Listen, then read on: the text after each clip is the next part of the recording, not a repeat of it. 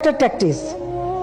তার মানে কি মুক্তিযোদ্ধার সন্তান নাতিপুতিরা কেউ মেধাবী না, যত রাজাকারের বাচ্চারা নাতিপুতি হলো মেধাবী, তাই না?